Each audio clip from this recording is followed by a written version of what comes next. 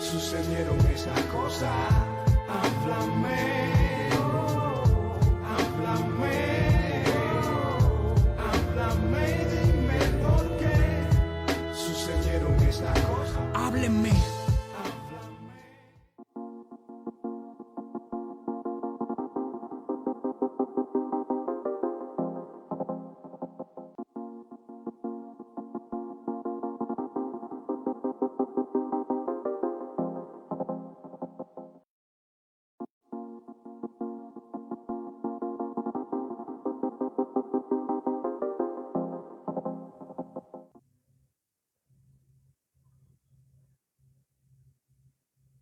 Sí, hola, buenas tardes a toda la audiencia que puede estarnos acompañando en este programa del Instituto de Activismo Hannah Arendt, al cual estoy muy agradecido por haberme dado la oportunidad de compartir de nuevo este espacio, un espacio que, que se llama Académicas y no precisamente es eso lo que yo siento más que nada que soy, pero igual creo que es un buen momento, es un momento importante en Cuba para conversar de varios temas, ya sea en una clave académica o no. Y para eso el Instituto Hannah Arendt ha sido siempre un espacio importante dentro de las voces cubanas, dentro de esos mosaicos que permiten pues hablar de diferentes temas, ya sea en clave social o en clave artística. Hoy me han invitado, las muchachas me han invitado a compartir un espacio para hablar sobre la situación cubana, pero sobre todo para intentar compartir mis experiencias personales con relación a lo que puede ser el devenir o el futuro de los cientos de detenidos que todavía hoy permanecen en cárceles cubanas y en centros de reclusión cubana después de haber salido a las calles el 11 de julio pasado, entre el 11 y el 12 de julio pasado, porque recordar también a la audiencia que el 12 de julio se produjeron sobre todo en la capital del país, pues sucesos importantes. Uno de ellos es el acontecido en la Guinera, en el que falleció o resultó muerta la única persona oficialmente reconocida por el gobierno cubano como fallecida como parte de estas protestas, ¿no? Y pues me invitaban a eso, a compartir mis ideas, algún que otro consejo con relación al futuro y al devenir de estas personas y lo que pudiesen hacer sus familiares, sus amigos, las personas que la acompañan, ¿no? Yo creo que es un momento difícil para conversar estas cosas, porque más allá de aquello que Vigilio Peñera catalogó como la maldición de estar rodeado por todo, la maldición del agua por todas partes, yo creo que los cubanos tenemos también un sino que nos ha acompañado en los últimos tiempos, y es que cuando hemos tenido procesos de tensiones políticas crecientes, también se ha producido en el resto del mundo tensiones políticas crecientes o desastres crecientes que han colocado los ojos del mundo más que en Cuba en esos otros lugares. O al mismo tiempo se desarrollan al interior del país otras situaciones que también complejizan el escenario y que hacen que los ojos del mundo y los ojos de los cubanos se dirijan hacia otros temas, hacia otros asuntos más ligados con su propia supervivencia que con el devenir futuro o la situación puntual de ciertas y determinadas personas. Este no es un momento diferente, o sea, hay una situación muy compleja que nos acompaña en este minuto, y es que, vuelvo y repito, cientos de personas permanecen todavía detenidas y no tenemos muy claro tampoco cuántos, si decenas o si cientos de personas están muriendo a diario en el país producto de la pandemia de COVID-19 y de lo que muchos ya consideran el colapso de un sistema sanitario bastante disminuido, bastante depauperado en los últimos tiempos. Esa situación sumada al paso del tiempo, ya hace más de un mes desde las protestas del 11 de julio, ha generado tristemente lo que yo creo que ha sido uno de los más tristes efectos del 11DJ, y es la invisibilización de los presos políticos cubanos anteriores a esa fecha. Yo recordarle a la audiencia que Cuba llegó al 11DJ con más de un centenar de presos políticos, de acuerdo a los reportes de organizaciones que se encargan de la protección de los derechos humanos y que se encargan de monitorear este tipo de temas. Y algunos de esos presos políticos que estaban en cárceles cubanas antes del 11 de julio son personas muy cercanas al Instituto de Activismo Hannah Arendt, y en ese sentido también es triste la invisibilización que han sufrido después del 11J. Yo quiero partir de la idea de que hay que hablar en Cuba, sobre todo después del 11J, de presos políticos en un concepto general, porque después del 11J se multiplicó por cientos ese listado original al que llegábamos el 11 de julio. Y ahora son cientos de personas las que están privadas de libertad por motivos políticos. Y yo en esto no admitiré pues paños tibios, ¿no? Para mí la mayoría de los detenidos en las protestas del 11 de julio son presos políticos, porque la motivación, el hecho de que estén todavía hoy recluidos por el ejercicio legítimo de un derecho, no es otra que una motivación política. No es otra que el riesgo que sintió un sistema totalitario al ser desafiado por una multiplicidad de ciudadanos como nunca lo había sido en 60 años de la historia de la institucionalización de lo que muchos llaman también régimen de totalitario cubano, ¿no? Pero sin duda yo sí soy convencido de que los más afectados por el 11J pues han sido ese centenar de presos que estaban detenidos desde antes de esa fecha, o incluso los opositores, los activistas, los disidentes tradicionales que fueron detenidos el propio 11 de julio y que ya contaban con toda una historia de represión. Dentro de este primer grupo, o sea, dentro de este grupo que fueron detenidos antes del 11J, pues encontramos casos emblemáticos como el de Luis Robles, o el del rapero contestatario Michael Absorbo, o el del youtuber, influencer, facebookuber, ya no sabría ni cómo llamarle, el Gato de Cuba, o el del propio Hamlet La Bastida, un caso con el que yo personalmente me he relacionado bastante a profundidad, sobre todo en los intríngulis legales del asunto, ¿no? Recordar que esas personas estaban detenidas desde antes del 11 de julio. Y después del 11 de julio, pues la mediatización de sus asuntos, el seguimiento a sus asuntos, pues ha disminuido considerablemente también dentro del espectro comunicativo cubano, ¿no? Y eso sucede con mucha frecuencia en la agenda pública, en el espacio público, pues los temas se van como superponiendo a medida que va pasando el tiempo. Dentro del último grupo, o sea, estos también de los que yo hablaba, que son estos opositores políticos tradicionales, que ya tenían toda una historia de represión sistemática, consuetudinaria, antes del 11J, yo señalaría tres casos fundamentales. Dos de ellos son lo que muchos teóricos llaman opositores tradicionales, incluso fueron miembros de aquel grupo de los 77 que fueron detenidos durante la Primavera Negra y juzgados durante la Primavera Negra, que son José Daniel Ferrer y Félix Navarro. Ambos todavía, hasta donde yo tenía entendido, pues no se sabía su condición procesal, ni tan siquiera en algunos casos su paradero. Y a estas dos personas se une también el líder del Movimiento San Isidro, Luis Manuel Otero Alcántara, que fue detenido el propio 11 de julio cuando se disponía a salir de su casa y llegar al malecón y a incorporarse a las protestas del 11 de julio. Esta invisibilización y este silencio sobre los procesos de esas personas y de todos los que hasta hoy se mantienen detenidos por los hechos derivados del 11J, es una ganancia total para el poder en Cuba. O sea, el dejar de hablar, el dejar de que esos temas estén en agenda pública, única y exclusivamente le beneficia al poder. Y en ese sentido hay algo de lo que tenemos que estar claro, o al menos algo para lo que a mí me parece muy claro. Y es que se ha producido una precarización de la sociedad civil cubana.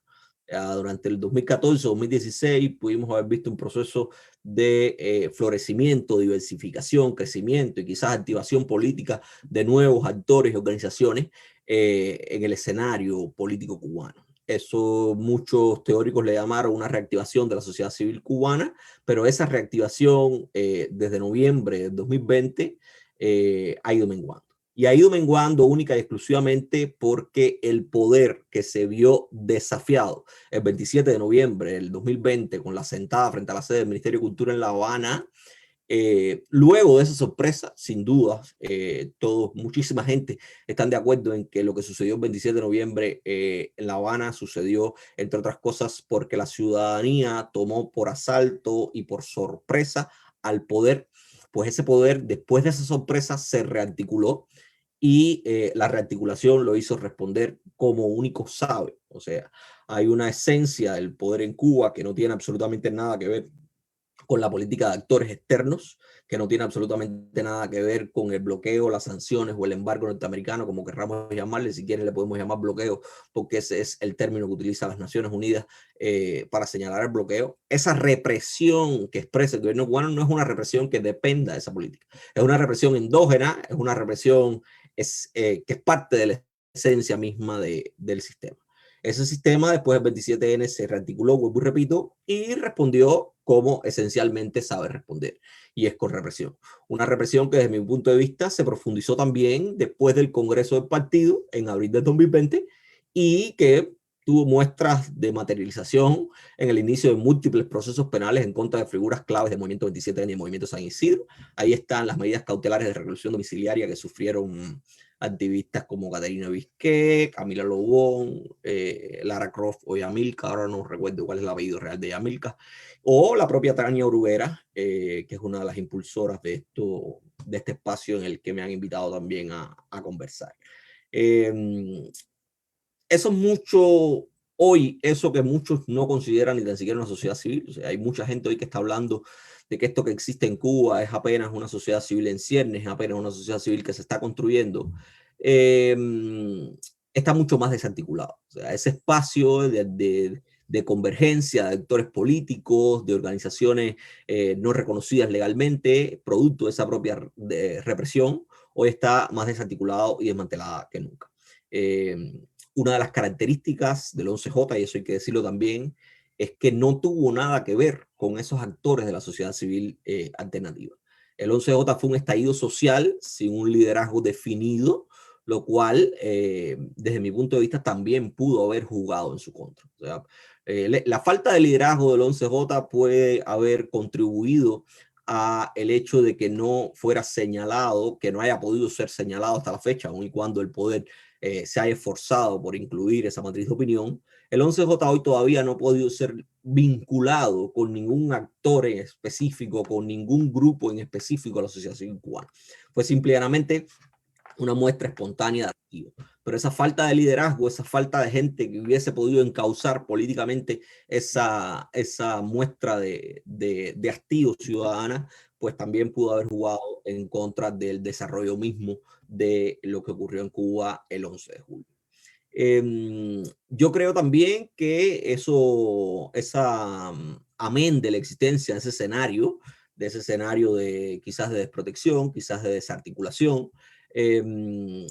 todos tenemos que pensar en Cuba en qué hacer a corto plazo. O sea, yo creo que los escenarios de pensamiento hacia el futuro son necesarios, pero sobre todo yo creo que hay que pensar quizás dentro de esa propia sociedad civil hoy desarticulada, quizás dentro de la gente que genera pensamiento, quizás dentro de la gente que está dedicada a movilizar a otras personas, lo que hay es que establecer objetivos a corto plazo y no tan a largo plazo. O sea, hoy estamos viviendo una realidad que es una realidad en la que a diario se imponen riesgos, se imponen nuevos escenarios, y por eso es que es imprescindible pues establecerse como metas a muy corto, a muy breve plazo, que permitan reactivar esa sociedad civil, que permitan esa sociedad civil que se choqueó después de la represión del 11J, pues salir de ese impasse en el que se encuentra producto de la represión. Y uno de esos objetivos, yo creo que el principal objetivo que debiéramos tener la sociedad civil cubana, que debiéramos tener los actores políticos, sociales, no políticos, la gente que piensa en la defensa de los derechos humanos en Cuba, es la liberación de todos los presos políticos. de los presos políticos que se generaron después del 11 de julio y de los presos políticos que existían en Cuba antes del 11 de julio. Y vuelvo y repito, hablo de presos políticos de manera general porque no creo que se pueda hacer una distinción entre los presos después del 11 de julio y los presos de antes. Y pongo un ejemplo para que se entienda lo que quiero decir.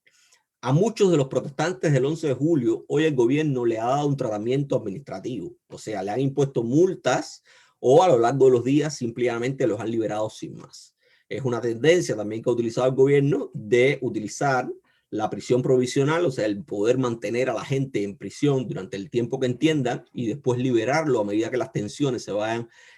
disminuyendo, y esa ha sido una tendencia del gobierno. Pero el problema es que el 11 de julio sirve como referente para abogar también por la liberación de personas que han sido detenidas antes. No tiene ningún sentido que usted como gobierno le dé un tratamiento administrativo, le dé un tratamiento mucho menos lesivo a situaciones propias de manifestantes del 11 de julio y no haga lo mismo con personas que hicieron mucho menos que cualquier manifestante del 11 de julio, como por ejemplo Luis Robles o los detenidos en la manifestación de la calle Obispo. Yo recordar que Luis Robles fue detenido en diciembre del 2020 en un momento de tensiones políticas completamente diferente al que se vivió el 11 de julio por salir con un cartel al Boulevard de San Rafael. Un cartel en el que pedía no más represión y la liberación de Denis Solís.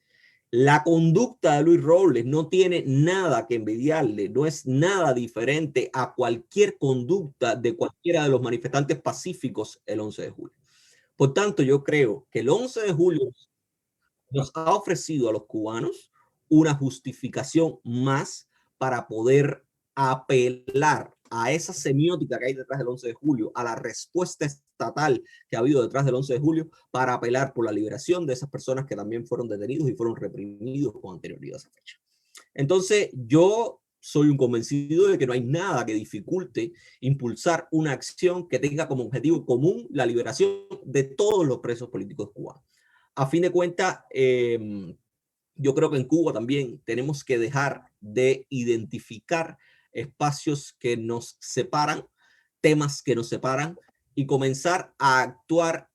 conjuntamente en temas que sin duda son los que nos llevan de la mano, ¿no? Temas en los que podemos hacer como un consenso, en los que tenemos un consenso general. Y los presos políticos yo creo que es uno de esos temas en los que hay un consenso general. O sea, hay un consenso general en que todos los presos políticos, todas aquellas personas que están siendo juzgadas, que están detenidas o que han sido sancionadas por motivaciones políticas y no por motivaciones necesariamente penales, pues ese es un tema en el que todos estamos de acuerdo que habrá que tomar una acción definitiva, ¿no? La pregunta es, si nos enfrentamos a esa situación, a la necesidad de liberar a los presos políticos cubanos,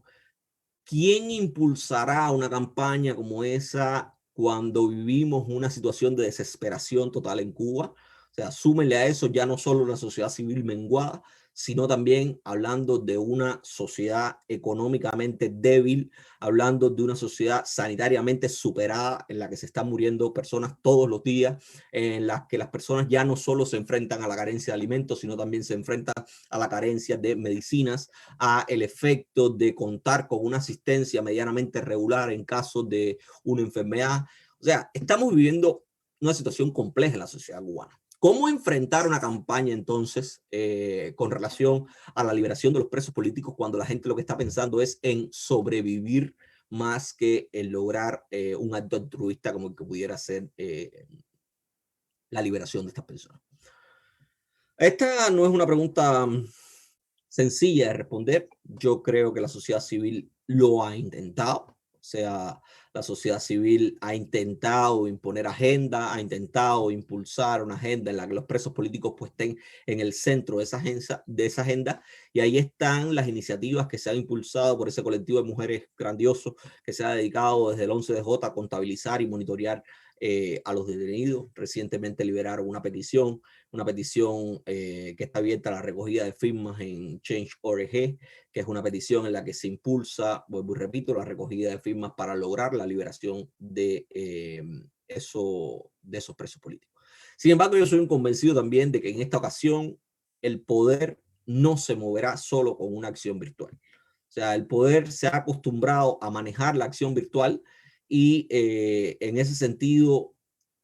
lo único que está demostrando ser un mecanismo eficiente es la traducción en acciones que tengan un costo político determinado para el gobierno. Y en ese sentido, quienes tienen que ocupar el lugar de la sociedad civil ausente hoy, o como mínimo quienes tienen que ser acompañados por esa sociedad civil maltrecha, para mí no me queda otra idea que sean los familiares de esas personas detenidas, los amigos de esas personas detenidas, que son en muchísimos casos quienes han sufrido, a lo mejor por primera vez, la represión en carne propia. O sea, son esos padres, son esos hermanos, son esos familiares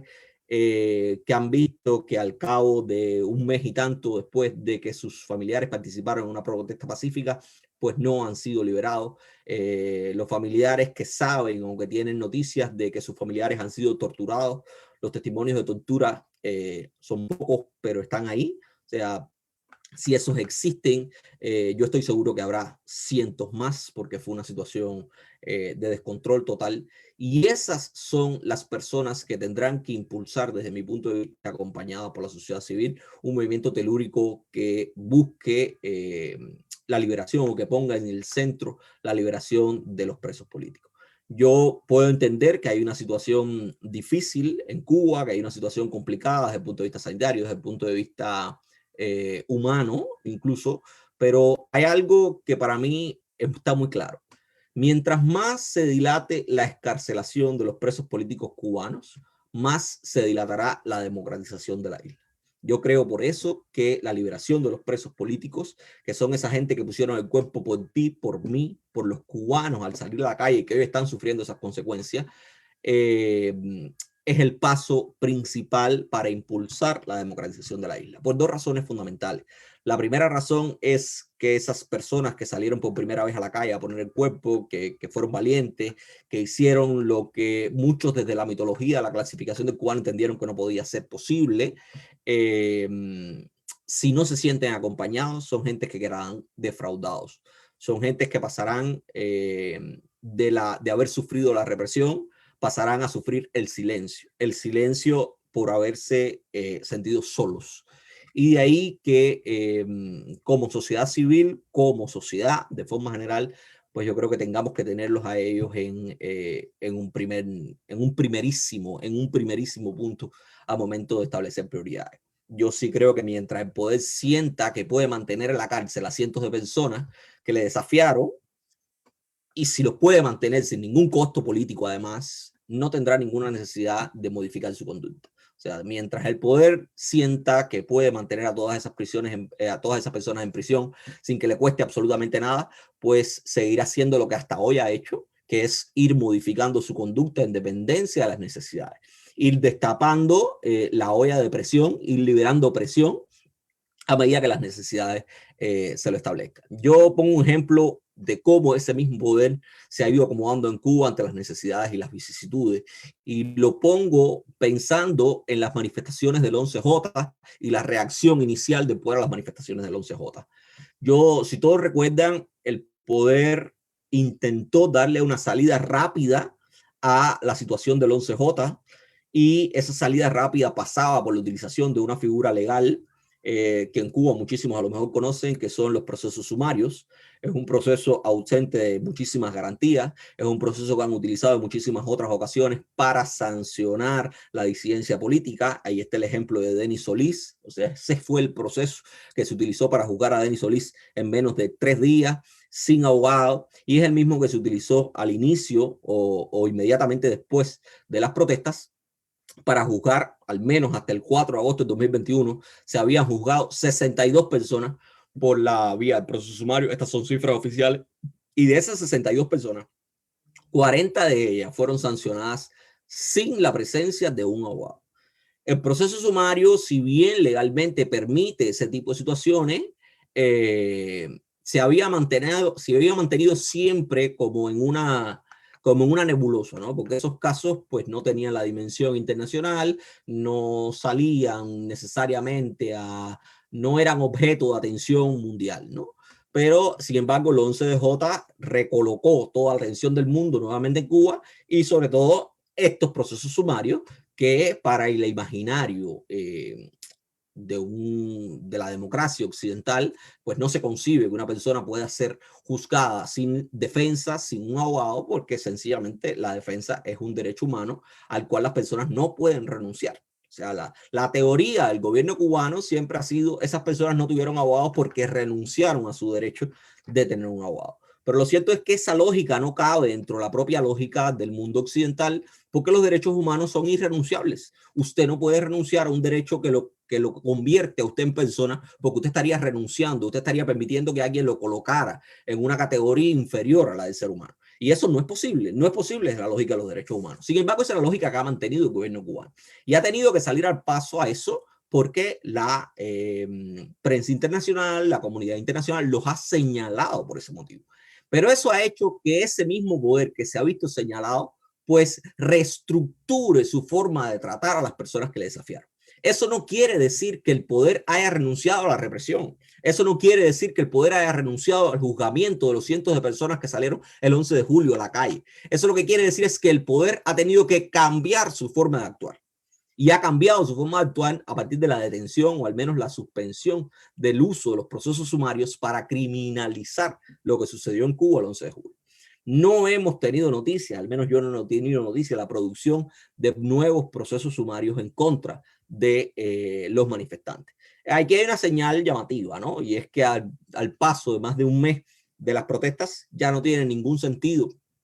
que utilicen los procesos sumarios, porque los procesos sumarios son procesos muy rápidos, son procesos que se hacen en 20 días y que ya al cabo de este tiempo, pues evidentemente eso lo que demuestra es que el tiempo para utilizar ese tipo de procesos ha pasado y lo único que hace es confirmar una tendencia que se ha reproducido en los últimos días y es que el poder, al ser interpelado, ha dicho no hay problema, no utilizaremos más los procesos ordinarios, utilizaremos una investigación en lo que la ley cubana denomina procesos ordinarios, que son aquellos procesos, aquellas investigaciones destinadas para investigar, sancionar, juzgar los delitos de más de un año de privación de libertad. Y entonces lo que han hecho es imputarle a los manifestantes delitos mucho más graves, porque la imputación la maneja la fiscalía. O sea, la fiscalía puede decir que yo maté un elefante y terminar juzgándome por haber matado una mosca. Eso lo puede hacer la fiscalía. La fiscalía puede iniciar un expediente pensando que yo maté un elefante y terminar diciendo él no mató un elefante, nada más que le robó los colmillos. Y eso exactamente es lo que está haciendo la fiscalía y el Ministerio del Interior cubano luego de ser interpelados, luego de haberse generado toda una campaña alrededor de lo que sucede con los procesos sumarios en Cuba. Entonces, ante ese escenario en el que el poder tiene la capacidad de rearticularse, ¿qué es lo que se puede hacer? ¿Sobre qué base se puede impulsar una agenda para hablar en una situación como la cubana, de cientos de carencias, de cientos de necesidades que muchísimos consideran primarias antes de hablar de estos temas? ¿Cómo se puede impulsar en ese escenario una agenda para hablar de los detenidos o para lograr la libertad de los detenidos del 11J? Yo creo que aquí hay que dejar claro una cosa inicial, y es que aunque parezca que es llover sobre mojado, hay que dejar muy claro que quienes salieron a la calle el 11 de julio en Cuba no cometieron delito alguno, incluso ni interpretando lo que la ley cubana establece. Si a alguien le quedan dudas de lo que yo estoy diciendo, puede remitirse única y exclusivamente a lo que dijo el presidente del Tribunal Supremo Popular en Cuba en una conferencia efectuada en el Centro de Prensa Internacional del Ministerio de Relaciones Exteriores hace ya varias semanas. Esa conferencia de prensa se produjo con motivo de los sucesos del 11J y ahí el presidente del Tribunal Supremo Popular dijo que salir a protestar a la calle era el ejercicio de un derecho y que eso no podía ser criminalizado porque eso no era delito. Aun y cuando dijo que ese era su criterio personal, lo cierto es que el criterio del líder, teóricamente, de una institución no independiente, porque en el modelo cubano los tribunales no son independientes, pero una institución que dice velar por la legalidad, que dice deber obediencia única y exclusiva a la ley, única y exclusivamente a la ley, pues es llamativo, ¿no? Sin duda alguna algo que siempre pues, podrá llamar la atención. pero no está de más utilizar esa referencia para asegurar, para garantizar, más allá de lo que yo digo, que quienes salieron pacíficamente el 11 de julio a las calles cubanas no cometieron delito alguno. Y yo también soy del criterio que incluso aquellos que se enfrascaron en hechos de violencia contra las autoridades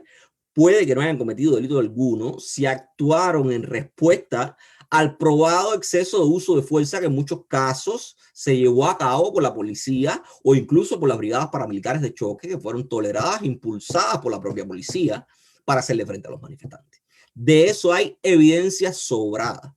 La persona que reaccionó violentamente al uso de violencia también pudiese ser considerado perfectamente como una persona que actuó en ejercicio legítimo de sus derechos, que actuó en ejercicio legítimo de la defensa de sus derechos. Y en ese sentido habrá que analizar casuísticamente todos y cada uno de los elementos que se produjeron en ese sentido.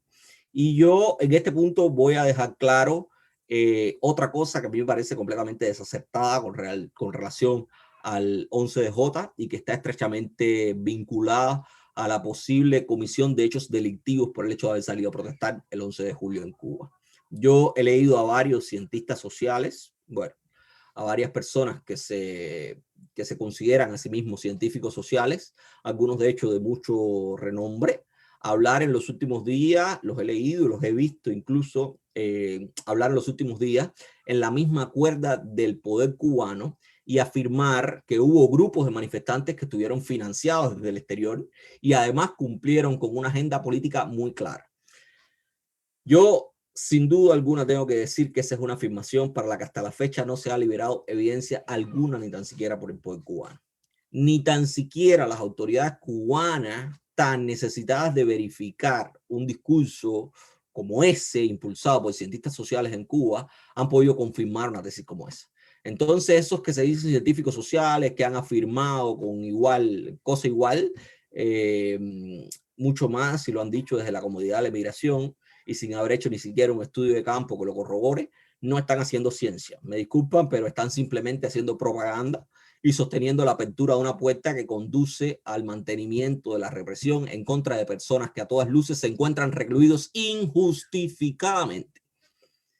Y en ese sentido, si manifestarse no es delito, muchísimos pudieran decirme, si manifestarse no es delito, si no hay ninguna evidencia de que se ha producido otro delito diferente a como que les gustan a ellos marcar siempre relacionado con el mercenarismo, con el financiamiento desde el exterior, la pregunta es, ¿por qué quedan tantas personas detenidas en Cuba? ¿Por qué han sido juzgados tantas personas en Cuba si por un hecho que no es delito? Y yo no me canso de responder a esta pregunta y por eso es que la tomo como una evocación, y es que las decisiones de las autoridades cubanas no se toman necesariamente basadas en la ley, ni tan siquiera usan la ley como un límite a su poder o como un impulso a su actuación.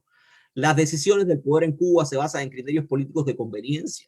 En ese caso, en este caso de los manifestantes del 11J en particular, hay un criterio básico y es el criterio de la supervivencia. Y yo tampoco me limito a decirlo en ese sentido y evaluarlo de esa forma. Si para algo sirvió el 11J al gobierno cubano, o sea, si alguna señal le ofreció el 11J al gobierno cubano, fue el aumento de su percepción de riesgo. Le sirvió para entender el papel que puede jugar en su contra un pueblo hastiado y rebelde. Un pueblo que rompió mitos del 11J, entre los mitos fundamentales, era ese de que era un pueblo incapaz de salir a la calle a reivindicar su derecho, y yo creo que ese es un mito que el gobierno cubano también, en algún momento del cual el gobierno cubano vivió orgulloso, ¿no? De la efectividad de sus mecanismos de coacción, de la efectividad de sus mecanismos de control. Pero el 11J, al elevar esa percepción de riesgo del gobierno cubano, también lo llevó a trincherarse, porque el 11J les dejó claro que hay mucha gente que no los quiere. Pero no solo que no los quiere, porque eso lo tienen que tener claro desde hace muchísimo tiempo. Y de ahí el blindaje del acceso al poder, de ahí el blindaje de la participación política, porque tienen claro que no aguantan un ejercicio de democracia abierta, libre, transparente, equilibrada. Eso lo saben. Sin embargo, lo que sí no tenían muy claro era que esa gente que necesitaba de un ejercicio de democracia abierta, limpia y llana, fuera una gente que estuviese dispuesta a salir a la calle multitudinariamente como salió a reivindicar sus derechos. Eso lo que demuestra, entre otras cosas, esa reacción del gobierno, lo que demuestra, entre otras cosas, es la continuidad del totalitarismo y que el conflicto entre la ciudadanía y el Estado pues se ha convertido en un conflicto de subsistencia, en un conflicto de supervivencia, porque el poder ha entendido que la democratización lo único que puede conducir es al fin de sus privilegios y también la posibilidad de la pérdida de su libertad, ya no solo los privilegios, sino la pérdida también de su libertad. El 11J yo creo que les dejó claro que el conflicto ya no es única y exclusivamente en la apertura, en un espacio nuevo para los cubanos, en una participación para los cubanos, sino que hay muchos cubanos que lo único que quieren es que se vayan. Hay muchos cubanos que lo que quieren es básicamente definir su supervivencia por encima de la de ellos. En ese escenario tan complejo de pugnas tan evidentes, en el que el conflicto se ha vuelto un conflicto de vida o muerte, difícilmente decir que los mecanismos legales sean eficientes, que las herramientas legales sean eficientes, pues es como una utopía, es como un absurdo, ¿no? Mucho más cuando se ha llegado a la conclusión de que la ley no es un límite para el poder cubano. Sin embargo, yo siempre he dicho que esos mecanismos legales sí pueden ser utilizados para correr los límites del poder y para acompañar los mecanismos más eficientes que hasta la fecha hemos podido verificar. Y ese mecanismo, sin duda alguna, es la ocupación de espacios públicos y la generación de campañas comunicativas que tengan un impacto dentro y fuera de la isla. Hoy para nadie es un secreto que cualquier agenda, cualquier herramienta, cualquier instrumento diseñado, dirigido a generar incidencia en el poder cubano, pues tiene que pasar, uno, por la ocupación de espacios públicos, por la manifestación, por el ejercicio del derecho a la protesta, que yo creo que el 11 de julio, otra de las cosas importantes que ha hecho es demostrarle a la gente que sí, que hay que reivindicar el derecho a la protesta y la ocupación de espacios públicos, pero además la generación de campañas articuladas que puedan poner la mirada de la gente, el señalamiento de la comunidad internacional, de la emigración cubana también, que ha demostrado ser una comunidad políticamente activa, sobre todo después del 11J, en función de discutir los temas hacia el interior de Cuba. Por eso yo creo, y aquí retomo con la idea principal, la que comencé, que siempre fue pensar quienes podían impulsar esta campaña, y sin duda los que podían impulsar esta campaña desde mi punto de vista en este minuto pues son los familiares de esos detenidos, y este es el primer o la primera lectura que yo hago para impulsar un tema en este sentido, y es que yo creo que los familiares, las personas allegadas, incluso los propios detenidos que hoy se encuentran en libertad, lo principal que pueden hacer para enfrentar y para acompañar cualquier defensa legal de su proceso o el de sus amistades, de sus familiares, es colocar su asunto en la esfera pública, es hablar de su asunto, es exteriorizarlo, es generar una campaña de concientización que termine por desmitificar el gobierno cubano, que termine por desmitificar eso que cada vez les cuesta más trabajo mantener desde el punto de vista de la propaganda. Yo, si bien antes muchos podían decir que la propaganda cubana, los medios de prensa cubanos mentían por omisión, por dejar de decir verdades, hoy, después del 11J sobre todo, es más que claro que esos medios de propaganda, que esa prensa oficial miente descaradamente, sin mesura de ningún tipo. Y parte de ese mecanismo para evaluar la mentira es, ahí están los testimonios de las personas. Y yo también creo que para acompañar eso hace falta también empezar a utilizar la propia situación del país. Hoy hay una situación muy dura con relación a la COVID-19 en el país, tan dura que yo creo que cada vez le resulta más difícil el poder esconder las cifras oficiales, esconder las respuestas oficiales a la pandemia. Y en ese sentido yo creo que también la pandemia juega un papel fundamental en la evaluación de qué hacer con nuestros presos políticos. La situación de la COVID-19 ha sido muy compleja, sobre todo al interior de los centros de reclusión en el mundo entero. Todavía hoy en Cuba no contamos con informes privados o con informes oficiales en los que se muestren cómo ha afectado la pandemia a los centros penitenciarios cubanos. Ni tan siquiera contamos con datos desagregados de cuántos de las personas que oficialmente el gobierno reconoce como fallecidas diariamente son personas que se encuentran en un estado de reclusión. Yo puedo decirles que en abril pasado se efectuó en Kioto, en Japón, un congreso que se realiza con muchísima frecuencia, que en algún momento se desarrolló en La Habana también, a principios de los 90, y es el Congreso de la ONU contra la prevención del delito y la justicia internacional. Y en ese congreso, que también es organizado o impulsado por la Oficina de las Naciones Unidas contra la Droga y el Delito, el centro de atención de ese congreso fue el impacto de la pandemia en los centros penitenciarios en el mundo entero. Y ese congreso arrojó que en el mundo entero hay más de 11 millones de presos y que la pandemia ha afectado de forma desproporcionada a los centros penitenciarios, ha afectado de forma desproporcionada a los reclusos. Se estima que hay cerca de 527,000 prisioneros que se han infectado con COVID-19 en 122 países y que más de 3,800 prisioneros en el mundo entero han muerto al menos en 47 de esas naciones. Los centros penitenciarios tienen una capacidad de prueba limitada en muchísimos lugares. Cuba no es la excepción. Cuba tiene, vuelvo y repito, sin contar con cifras oficiales, todo el mundo sabe que Cuba tiene una población penal bastante elevada, pero sin dudas también la interacción cercana, regular, el hacinamiento de los reclusos y los funcionarios en las prisiones convierte a esas personas que se encuentran en reclusión en personas que se encuentran en entornos de riesgo mucho más elevados que cualquier otro. Yo lo decía, una clave para entender el problema de la COVID al interior de las prisiones es el hacinamiento, la cantidad de prisioneros que cuentan en los centros de reclusión del país. En los últimos días también hemos visto testimonios en las redes sociales de personas que resultaron enfermas o por lo menos fueron diagnosticadas con COVID durante su reclusión después de las protestas. Eso indica que el COVID ha llegado al interior del sistema penitenciario cubano en una medida en la que nosotros todavía no tenemos ni idea de cuán extendido está, cuáles son las afectaciones reales en ese sentido. Yo lo que les puedo decir es que la ONU en ese congreso también recomendó la utilización de medidas alternativas a la reclusión durante el tiempo de pandemia. La ONU reconoció que en el mundo entero durante la pandemia cerca de 700,000 personas fueron liberadas durante la pandemia utilizando el tema del hacinamiento y el aumento de riesgo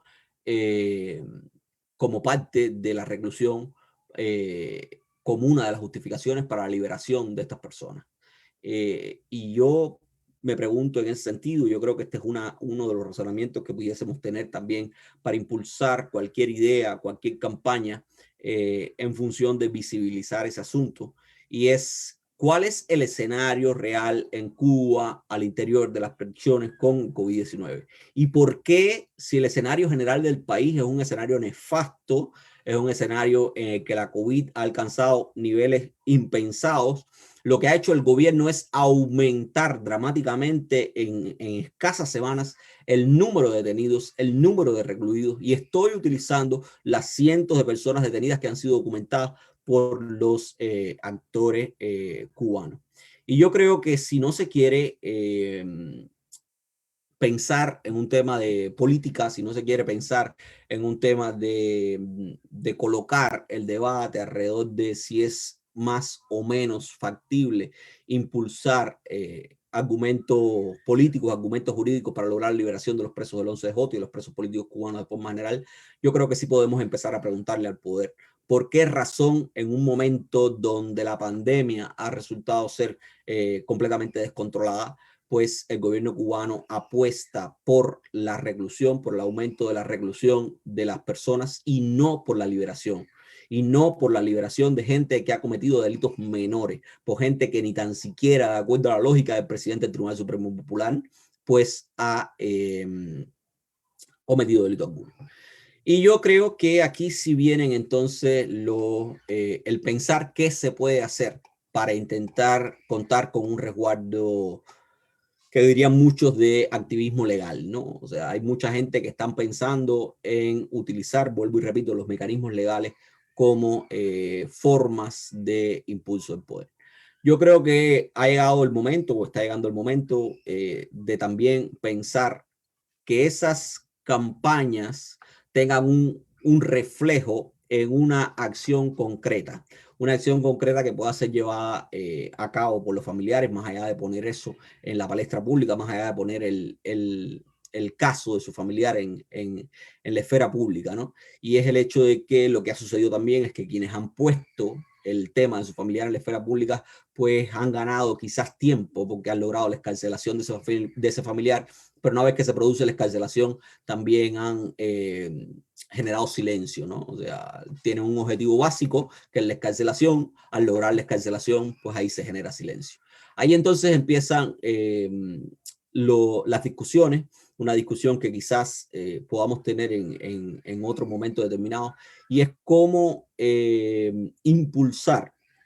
una agenda desde abajo que logre de manera general la liberación de los presos políticos cubanos.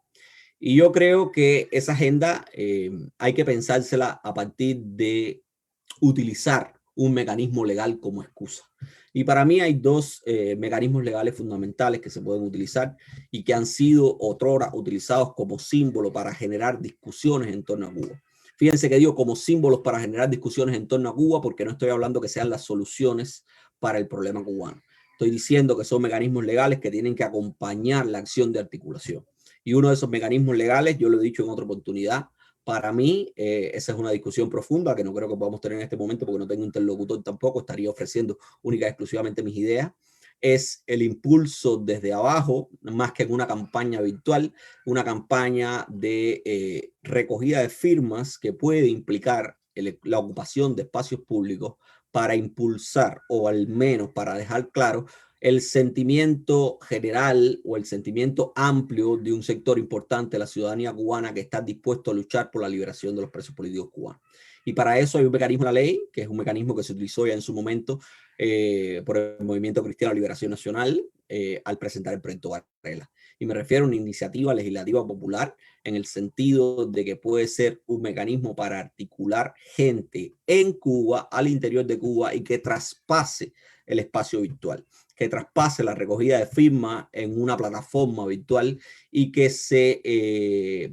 implemente utilizando el sentimiento y la necesidad de esos familiares también, que lo que quieren es la liberación de sus seres queridos, que son desconocidos, que salieron en Cacocún, que salieron en Placetas, que salieron donde hayan salido y que hoy no los conoce nadie. Esas voces silenciadas, los familiares de esas voces silenciadas, optarán, tendrán que optar o querrán optar, en dependencia de su preferencia, por un mecanismo que implique el ejercicio de un derecho, de otro derecho en función de eso. La iniciativa legislativa popular permite impulsar, vuelvo y repito, una campaña en pos de lograr un pronunciamiento de las autoridades cubanas. Ese pronunciamiento, si bien nunca se convertirá en ley, que puede ser lo mismo una ley de amnistía, que puede ser lo mismo un indulto, que puede ser lo que quieran, y vuelvo y repito, aquí empiezan las discusiones teóricas en torno a si impulsar una ley de amnistía no es reconocer la producción de un delito, no es reconocer que la protesta es un derecho y un delito. Todas esas para mí son discusiones secundarias, sobre todo porque lo más importante en este punto, vuelvo y repito, es lograr la excarcelación de esas personas. El método para lograr la excarcelación a mí me parece secundario, al menos a mí personalmente me parece secundario, sobre todo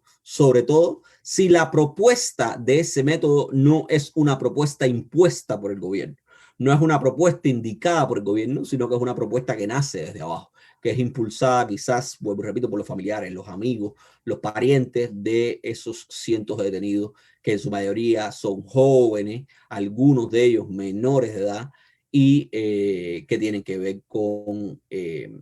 con los sentimientos. No, la gente se mueve también por empatía y no necesariamente por caminos políticos. Ahí hay un camino que yo creo que en el cual pudiera pensar la sociedad civil cubana, en el cual pudieran pensar los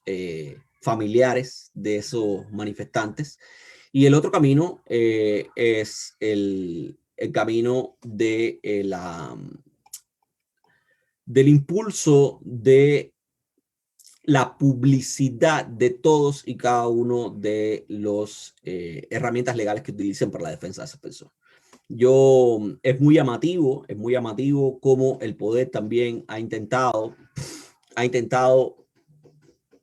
opacar, ha intentado ocultar lo que ocurre con los procesos penales que están llevando en contra de esas personas. Hay un ejemplo también muy claro, hay un proceso que se está llevando en Santiago de Cuba con cerca de 44 acusados, en el cual el gobierno ha decretado la secretividad de ese expediente. O sea, el gobierno ha dicho que por interés estatal, por un tema de seguridad estatal, ese expediente no puede tener acceso a nadie, o sea, los abogados no pueden ver lo que hay dentro de ese expediente, los abogados pueden única y exclusivamente tener contacto con sus defendidos, pero no pueden tener acceso a la información que hay en ese expediente. El gobierno está intentando blindar cualquier capacidad de la gente de publicitar lo que ocurre durante la investigación, porque es un mecanismo, vuelvo y repito,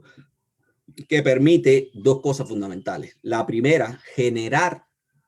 una idea, o sea, generar una discusión pública en torno a lo que está ocurriendo. Y segundo, permite también ofrecer insumos para impulsar mecanismos de denuncia en organismos internacionales.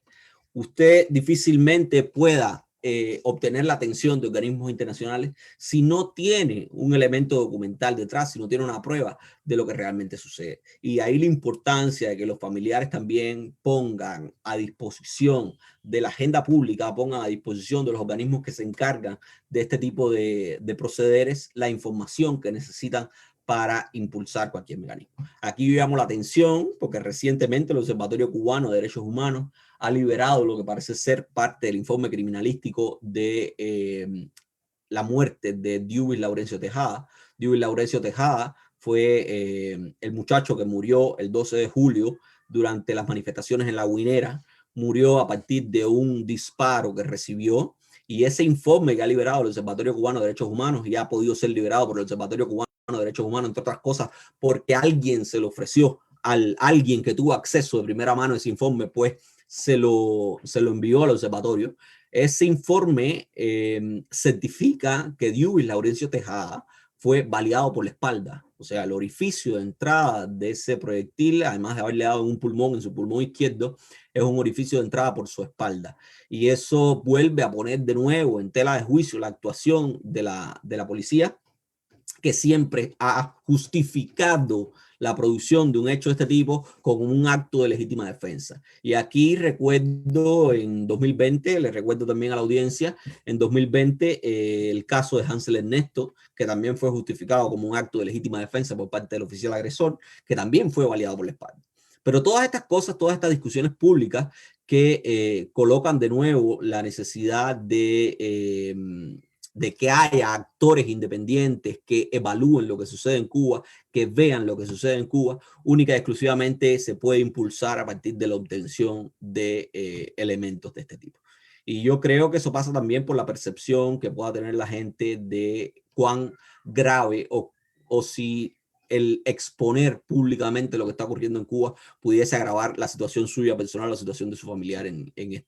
esta situación. Yo creo que está demostrado que lejos de agravar la situación de las personas que publicitan este tipo de cosas, lo que hace es generar un estado de opinión que obliga al gobierno cubano a reaccionar de manera favorable para el detenido. Ahí están los casos de Añelo Troya, que básicamente pues le fue impuesta una multa después de haber sido sancionado 1 año de privación de libertad, entre otras cosas por la mediatización que alcanzó y la visibilidad que alcanzó el caso de Añelo Troya. Entonces son pocas los recomendaciones que yo pueda tener desde el punto de vista legal para ofrecerle a los familiares, pero yo creo que pueden resumirse en dos cosas fundamentales. La primera es la de utilizar todos los canales para publicitar lo que está ocurriendo en Cuba Y la segunda es intentar nuclear o por lo menos acompañar a los familiares de esas personas detenidas, esas personas que han sido juzgadas, e intentar impulsar mecanismos que puedan llevarnos nuevamente a ocupar con doble legitimidad espacios públicos, porque yo creo que la reivindicación del derecho a la protesta es una de las ideas que tenemos que incorporar la sociedad civil cubana del futuro. Yo creo que después del 11 de julio también se va a reacomodar la acción de la sociedad civil cubana, pero para mí está muy claro que una de las lecciones fundamentales del 11 de julio es que la sociedad civil cubana ha entendido que para hacer efectivo su reclamo, para generar movimientos, para generar acciones y solidaridad, ocupar el espacio público es un elemento importantísimo. Y vuelvo y repito, hay que buscar excusas para legitimar doblemente la ocupación de ese espacio público y para lograr, mediante mecanismos que pudiesen ser diseñados para desenmascarar el mecanismo del poder o la respuesta que el poder da, pues es necesario pensar estratégicamente también en ese sentido. No sé si habrá alguna pregunta en el chat. Voy a leer por aquí algunos mensajes que han dejado. Dice que Marta María pregunta, ¿podemos considerar estos cientos de detenidos como una cifra cerrada hoy? ¿Cuáles son tus impresiones sobre este listado? Me gustaría un análisis con variables, color de piel, ingresos. A mí también me gustaría un análisis. Ese es el tema de no contar con cifras oficiales, ¿no? Aunque en el caso cubano ya ni tan siquiera las cifras oficiales pues son cifras confiables, porque no son cifras que puedan ser contrastadas. El tema del acceso a la información tiene dos variantes, y es que es una variante quién genera la información y segundo, quiénes pueden contrastar esa información, cómo se contrasta esa información. Y para eso es necesario un sistema de datos abiertos, que todos sabemos que también esencialmente el gobierno cubano es un sistema cerrado, es un sistema donde la opacidad es parte intrínseca de su mecanismo de actuación. Hay un ejemplo clarísimo y es que todas las denuncias, empezaron a acumularse denuncias por motivo de la falta de oxígeno en las instalaciones hospitalarias, las muertes por ausencia de oxígeno, y no fue hasta ayer que el gobierno cubano reconoció que había una avería en la principal planta de producción de oxígeno del país. Entonces se ha producido en los últimos tiempos, sobre todo con el impulso del Internet y las redes sociales, un mecanismo de reacción por parte del gobierno cubano, de generación de información a partir de la reacción. Y por eso este tipo de monitoreos que se hace privadamente, en muchos de los casos que se hacen a partir del monitoreo de las redes sociales, porque ni tan siquiera se llega a la fuente primaria, o sea, muchas veces ni tan siquiera se puede tener acceso a la fuente primaria para obtener estos datos que Marta María decía que se necesitan, que son datos desagregados, ciertamente se necesitan, porque yo creo que una de las cosas también que demostró el 11J es que muchos de los manifestantes, sobre todo aquellos aquellos lugares en los que se generaron hechos de mayor violencia, de mayor represión, son miembros del sector social más desfavorecido. Son miembros de ese sector social para el cual teóricamente se hizo la revolución. Son miembros de ese sector social que la revolución dijo haber empoderado en los últimos 60 años y que sin embargo lo único que se ha demostrado es el proceso de estratificación social que se ha reproducido en Cuba a lo largo de muchísimo tiempo, ¿no? Y que no separa a la sociedad cubana de ninguna otra en el mundo, ¿no? Son esa gente más desfavorecida la que sufrió, yo creo, la represión más descarnada, pero también la que la sigue sufriendo, porque son esa gente la que tienen menos conexiones, son esa gente las de menos redes de apoyo, son esa gente las de menos recursos incluso para contratar abogados, para hacer gestiones, son esa gente las que también tienen familias disfuncionales en los que las redes de apoyo quizás se extienden única y exclusivamente a un compromiso alimentario, pero no un compromiso de reproducción, de lucha por... y ahí hay un reto importantísimo en el cual yo también creo que pudiéramos hacer algo los cubanos. y es exigirle al gobierno cubano, generar también campañas en pos de exigirle al gobierno cubano cifras, números, opciones sobre los efectos del 11 de julio, los efectos generales del 11 de julio y la situación de las personas del 11 de julio. Hay un elemento importante introducido en la Constitución del 2019 y es que el gobierno reconoció que los cubanos tenemos acceso a la información pública. Ese era un derecho que ni siquiera estaba reconocido en la Constitución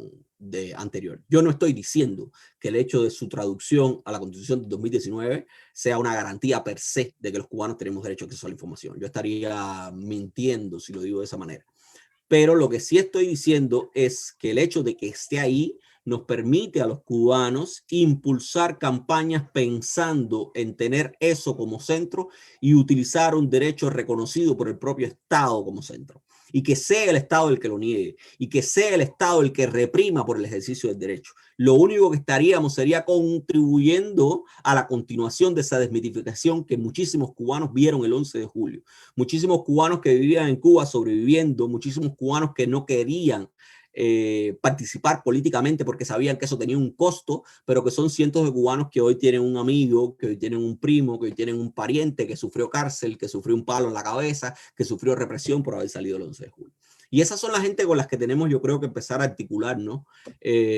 Para extender la acción de la sociedad civil. Y por eso es que digo también de utilizar los mecanismos de lo que en el mundo entero se llama activismo legal, litigio estratégico, lo que ustedes quieran, ¿no? Porque son mecanismos que permiten eso, permiten una justificación para articular campañas, para articular estrategias, sobre todo utilizando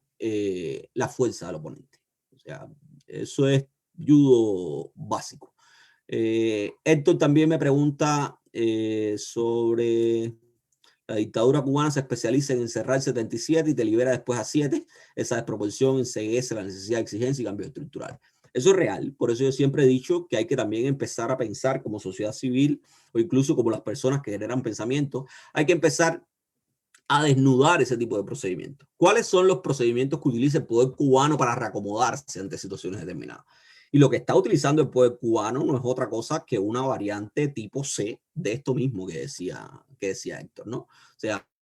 hemos recogido 800 personas e iremos liberando de a poco para intentar mantener el equilibrio entre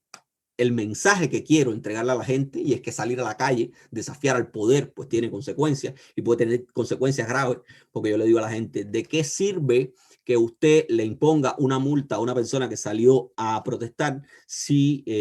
ya lo sancionó a 20 días preso, a 30 días preso? 30 días preso, 20 días preso, 7 días preso es una sanción en cualquier lugar del mundo para delitos menores. Es una sanción en cualquier lugar del mundo, porque la privación de libertad es una sanción que implica la limitación de un derecho humano, de los derechos humanos más básicos, que es la libertad de la persona. Y además es una persona que ha estado durante 20 y tantos días preso injustificadamente, porque el hecho que después que usted mantenga una persona 20 y tantos días, 30 días, un mes, 300 días, como lleva Luis Robles, y al final termine sancionándolo con una multa, eso lo único que indica es que esa persona jamás debió estar recluida. Esa persona, el tratamiento que usted le dio, se lo dio injustificadamente. Y súmele a eso entonces la falta de mecanismos de indemnización, la falta de mecanismos de resarcimiento de las víctimas, la falta de mecanismos además para denunciar las posibles violaciones de derechos. Y aquí hay un dato interesantísimo. El otro día Cuba Debate publicaba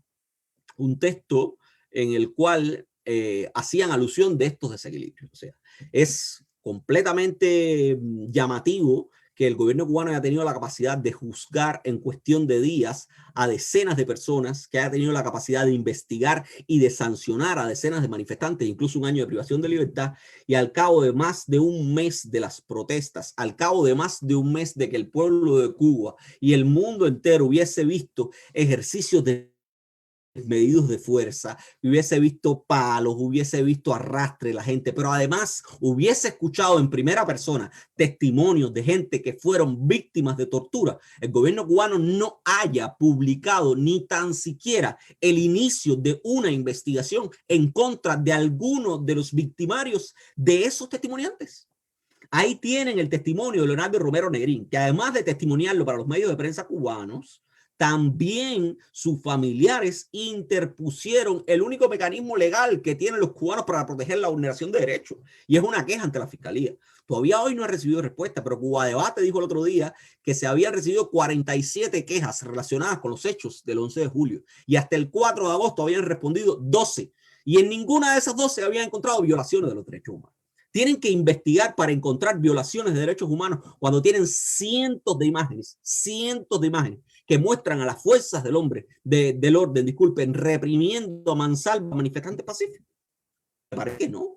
Parece que eso no hace falta. Parece que incluso usted puede no sancionar a las fuerzas del orden que se ven en esos videos, pero usted está obligado como Estado a ofrecer un resarcimiento a esas víctimas, al menos iniciando una investigación en contra de hechos que son evidentes, que hay evidencia de sobra para impulsar, para recriminar a la gente que lo ha hecho. Y en ese sentido el gobierno cubano ha incumplido con eso. Entre otras cosas ha incumplido con eso porque yo creo que está muy claro que el interés del gobierno cubano no es cumplir con sus compromisos en favor del ciudadano. El interés del Estado, del gobierno cubano, que es una misma cosa,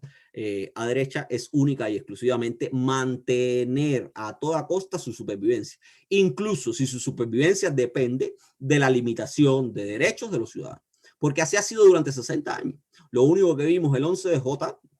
no fue otra cosa que la expresión llana y clara de lo que cientos, miles de cubanos han vivido de forma solapada durante muchísimo tiempo. Y es la violencia política, y es la violencia al que disiente, y es la violencia en contra del que se le ocurre de alguna manera pues increpar al Estado, disentir del Estado, ofrecer un criterio diferente al Estado. Y eso es violencia política cruda y dura en función de única y exclusivamente mantener, como repito, los privilegios de lo que hoy, más que un gobierno, más que un Estado, es una clase política que se juega a su futuro. Se juega a su futuro y yo creo que después del 11 de J, lo repito, sin ninguna discusión, lo tienen mucho más claro. Lo tienen mucho más claro y yo quiero pensar que si como sociedad civil logramos articularnos, logramos pues tener un pensamiento así con pautas muy claras, yo creo que sin dudas lo que vivimos el 11 de J se puede reproducir en cualquier momento, entre otras cosas porque el gobierno cubano puede mantener la represión, pero no tiene cómo solucionar inmediatamente las causas que llevaron a los cubanos al estallido social del 11 de J. Yo creo que no encuentro más ninguna pregunta por aquí, no sé, algo más de la audiencia. Yo llevo ya casi 1 hora y 10 minutos aquí conversando lo que pudiesen ser mis impresiones, para nada académicas, son impresiones más bien personales con relación a ese asunto, y que yo creo que lo que pretenden ser es motivadoras. Yo creo que lo que pretenden es que pensemos, mi invitación sería a que pensemos como sociedad civil en cómo poner en marcha acciones a corto plazo. Cómo poner en marcha acciones para mañana, acciones que muevan ese impasse en el que se encuentra la ciudadanía cubana por miles de razones, después del 11 de julio. Yo creo que también es importantísimo pensarnos en que hay agendas que a mí me parece que ni tan siquiera es el momento para impulsar, nunca serán el momento para impulsar, hay algunas que para mí no debieran ser impulsadas nunca, pero que a mí me parece que pensar en agendas políticas, pensar en agendas sociales, pensar en agendas impulsadas desde fuera, desde dentro de Cuba, que no tengan que ver ahora mismo con solucionar la necesidad de la gente que salió a poner el cuerpo o que está poniendo el cuerpo todos los días en Cuba, ya sea porque enfrenta un riesgo de represión penal, ya sea porque enfrenta un riesgo sanitario, yo creo que es desacertada. Yo creo que cualquier iniciativa cubana hoy tendría que estar pensando en cómo ayudar al hombre, al cubano, al mismo cubano que salió el 11 de julio a poner el cuerpo y que hoy se está muriendo en un hospital o la está pasando muy mal en una prisión. Cuando pongamos al hombre como centro, cuando pensemos en el hombre como centro, yo creo que encontraremos muchísimos caminos en común, porque no creo que haya mucho desajuste. No creo que haya mucha gente que no esté de acuerdo en que la liberación de los presos políticos es un tema común en la agenda de todos y cada uno de los actores sociales y políticos en Cuba. Hoy no importa la ideología, no importa la posición, no importa el corrimiento ideológico que tenga en ese sentido. Y por eso es que yo insisto en que tenemos que pensar en el acompañamiento familiar. Hay iniciativas que se están impulsando, vuelvo y repito, ahí está la iniciativa de acompañamiento de la Iglesia Católica, pero ahí están también las iniciativas de acompañamiento de cientos de cubanos que están pensando en poner medicinas en Cuba, en poner alimentos en Cuba, en poner soluciones para el cubano que se está muriendo, y se está muriendo, entre otras cosas, también porque el gobierno cubano ha decidido dolosamente no reconocer que tiene un problema que le supera. Y no es que el problema de la COVID sea un problema que no hayan enfrentado otros gobiernos, que no hayan enfrentado otros países, incluso el primer mundo. El tema fundamental de Cuba es que el espíritu triunfalista, ese mismo que llevó al gobierno a reprimir el 11 de julio, es el que lo está llevando hoy a reprimir desde la omisión, es el que está llevando hoy a reprimir desde la indolencia de no reconocer que tienen un problema que les rebasa, la indolencia de no reconocer que hay gente que se está muriendo y que necesitan la ayuda de cualquiera, porque están acostumbrados a venderse como ellos los que ayudan, como ellos los que mantienen el control. Parte de cualquier iniciativa que ponga al hombre como centro, que ponga el pensamiento en ayudar a estas personas en situación de riesgo, es una iniciativa, es una acción que desde mi punto de vista lo único que busca es continuar el proceso de desmitificación de ese Estado cubano, de ese Estado paternalista que es capaz de ofrecerlo todo, de ese estado de bienestar social que es incierto, porque además ahí están las cifras de los porcientos de inversión social, los porcientos de inversión inmobiliaria que son totalmente diferentes, sobre todo en el año 2020, en medio de la pandemia, cuando empezaba la pandemia. Es ilusorio que usted haya dedicado cientos de miles de millones de pesos en inversión inmobiliaria y no le haya puesto en una infraestructura de salud, en los recursos para sus médicos, en medicina para su pueblo, y utilizar, como siempre, la excusa de la existencia de un poder extranjero, de un bloqueo, de unas sanciones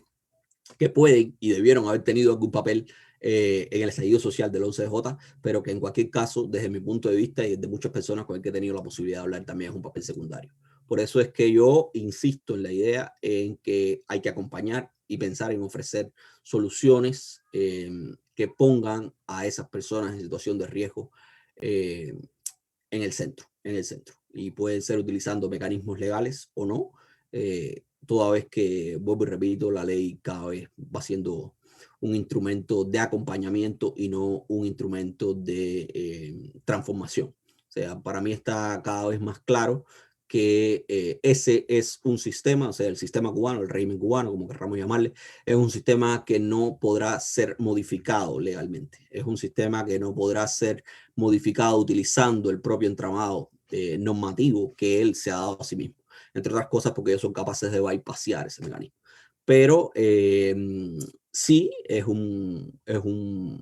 los mecanismos legales, el activismo legal es un mecanismo para acompañar toda esta otra estrategia que nos lleve a los cubanos entonces a ser quienes bypassemos ese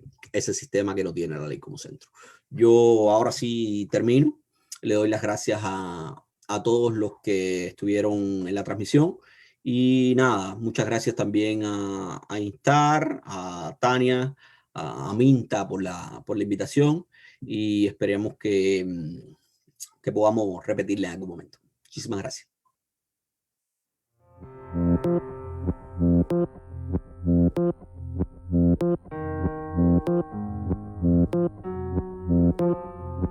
Thank you.